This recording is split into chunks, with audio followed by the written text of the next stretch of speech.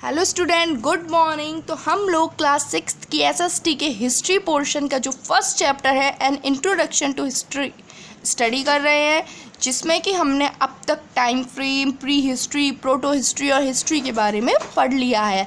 आज हम लोग स्टार्ट करेंगे जोग्राफिकल फ्रेमवर्क यानी कि भूगोलिक ढांचा। So let we start our topic, the geographical framework यानी कि भूगोलिक ढांचा। How is geography helpful in shaping the life and history of the people. तो हमें सबसे पहले एक क्वेश्चन दिया हुआ है जिसमें उसने पूछा है कि जो जोग्राफी है, हमारा जो भूगोल है, वो कैसे हमारे लिए मददगार है, हेल्पफुल है इन shaping the life and history of the people. जो लोग हैं, जो पीपल्स हैं, उनकी इतिहास और उनकी ज़िंदगी को शेप देने के लिए कैसे एक जो हमारा जोग्राफी भूगोल है वो मददगार, हेल्पफुल है। सो यहाँ पे हमारा पैराग्राफ में आंसर गिवन है। So let we start our paragraph. People of any country of the world are greatly influenced by their country's geographical features. यानी कि किसी भी कंट्री के जो लोग हैं, पूरी दुनिया के, यानी कि पूरे जितना भी हमारा वर्ल्ड है उसमें किसी भी कंट्री के जो लोग हैं आर ग्रेटली इन्फ्लुएंस्ड, वो बहुत ही प्रभावित हैं by their country geographical features, अपनी जो कंट्री है उसके भूगोलिक फीचर्स से।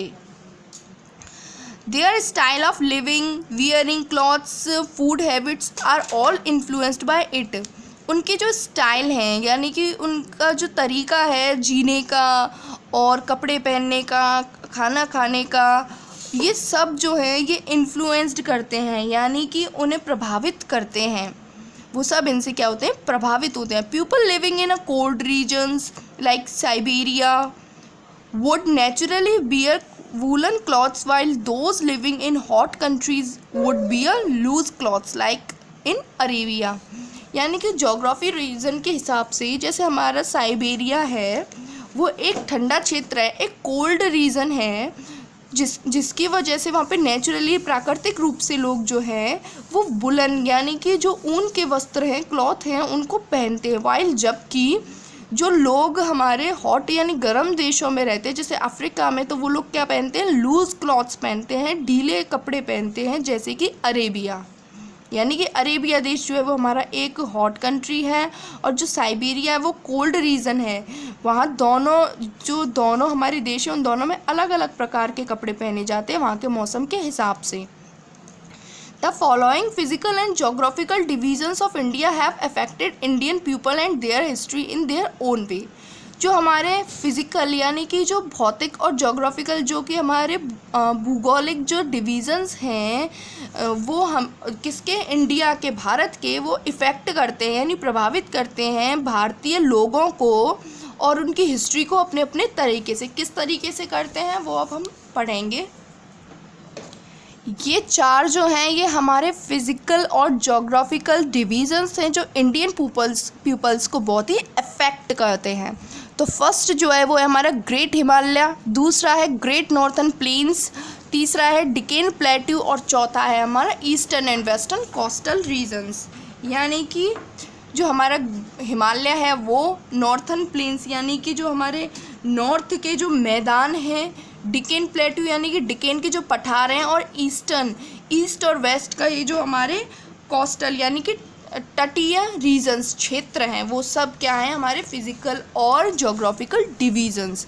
यहाँ पे हमें एक फ़ोटो गिवन है जो हमारे एंशियंट मॉन्यूमेंट्स यानी कि पुराने जो स्मारक हैं उनकी दी हुई है।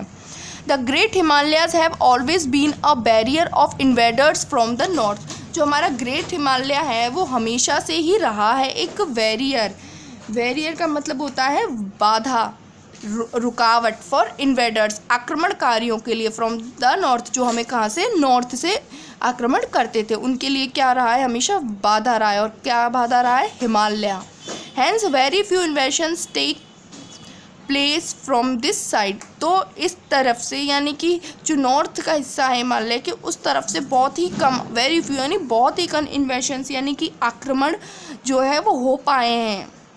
India was invaded again and again from the northwestern side simply because of the presence of so many low-lying passes such as the Khyber, the Kunlun, the Komal, the Trichy and the Bolan etc. in the northwest।